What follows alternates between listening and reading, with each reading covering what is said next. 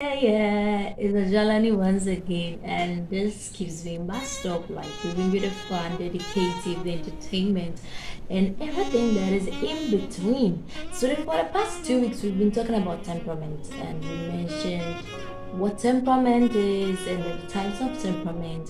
So we've gotten to the critical point because we've talked about sanguines, we talked about melancholy, we've talked about phlegmatic, and we are left with choleric. So that is what we are going to delve in today.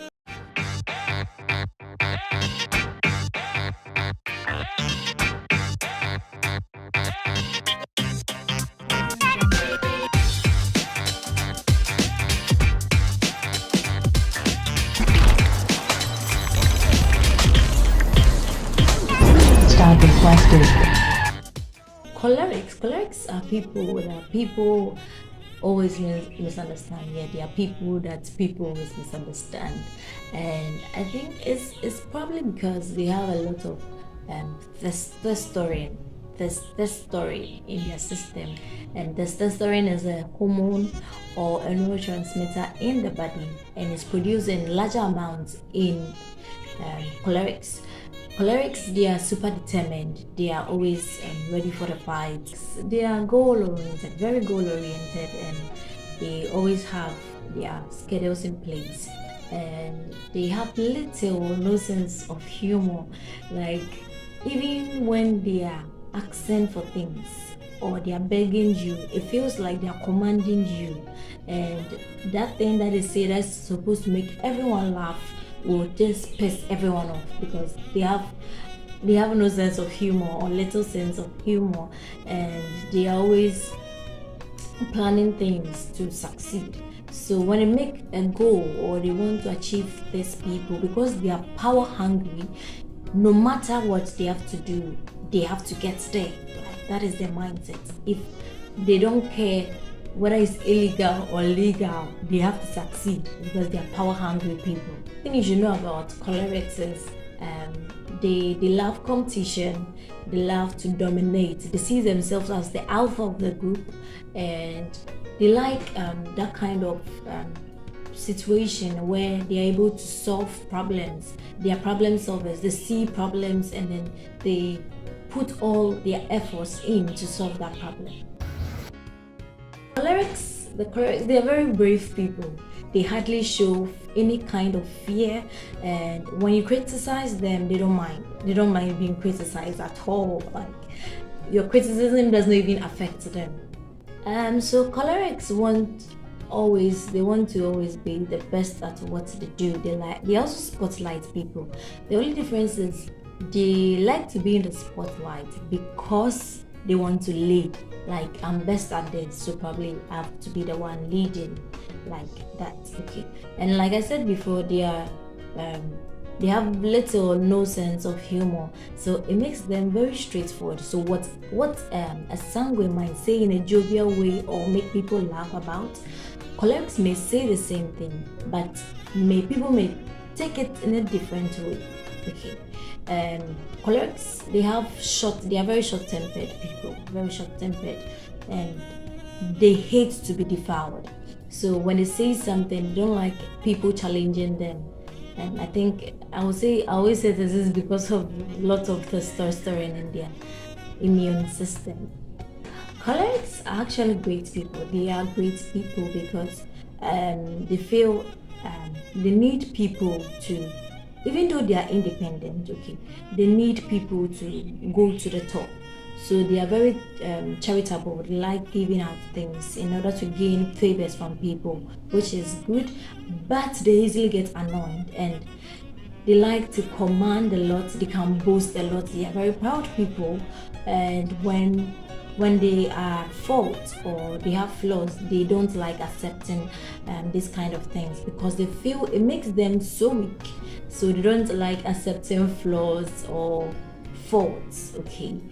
And also they can be a little bit irritatable, like, because they don't mind their speech when they are talking. They are very straightforward people with no sense of humor or little sense of humor. So they don't know how to, let me say, carry their whole voice. Yeah, so they just come out as it is, and it sometimes distracts the flow they have with people. So the last thing is, when a choleric is a bully, forget it. The bullying is real. Like cholerics, they are much of leaders. So when they become a bully, and also they are great influencers. So when they are a bully, they get people to join them, and then bullying goes to a whole different level, like anger issues and all. Trust me, you don't want to meet a choleric who's a bully, like not in this lifetime. So we've been talking a whole lot about all these temperaments, and if you remember, I mentioned in my first video, that's the video of the sanguine, that I'm not 100% sanguine. Okay, so this is why I keep saying I'm not 100% sanguine. Truth is, each and every person has all the temperaments inside, okay, but some are subdued so much that they are not really visible, or some are not there at all. But in every instance, you find yourself experiencing one or more of the temperaments. Okay. And we have the primary temperament and the secondary temperament. So the temperament which is most pronounced is actually your primary temperament, and the other ones which are attached are the secondary temperament. So for me, like this, let me say 45% sanguine. Yeah, I'm 45% sanguine. I'm 25% melancholic, 25% phlegmatic, and 5% choleric. I hardly have any choleric emotions attached to me. You'll be amazed that even my choleric traits, even when I'm standing in front of people and I'm leading, my choleric traits aren't that even pronounced. I use my sanguine and my phlegmatic traits better than my choleric traits, because it's hardly there for me to even use it at all. So I advise people to always watch or get to know all the temperaments, and then they decide which one is their primary and which one is the secondary. It enables you to be confident, and it helps you wherever you go to stand out. I believe personally that knowing your temperament and knowing each and every temperament enables you to communicate effectively with people, because you get to understand how this person is and why this person is acting this way.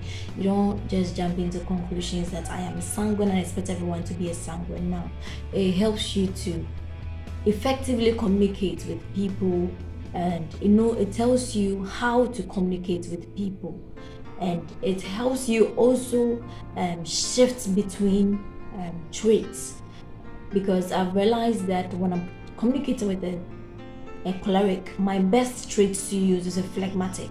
So I become a phlegmatic when I'm chatting with a choleric, because they are kind of very irritating sometimes, and so I need a mere person who is also passionate and compassionate to communicate with such a person. And with that being said, I'm a sanguine whose melancholic and phlegmatic traits controls, hair, kind of. So I'm very sanguine, but I'm not always so all over the place, because my phlegmatic and then my melancholic traits actually calm me down, and then they control my sanguine traits. So this is all for today. Yes, I'll see you guys later on. I think the next time we're talking about confidence. I don't know if I'm talking about confidence or another thing, but since I've already started with the whole confidence trait, I think I'll continue with something about confidence. See you later. Till next time, I keep being a Jolani, and I love you.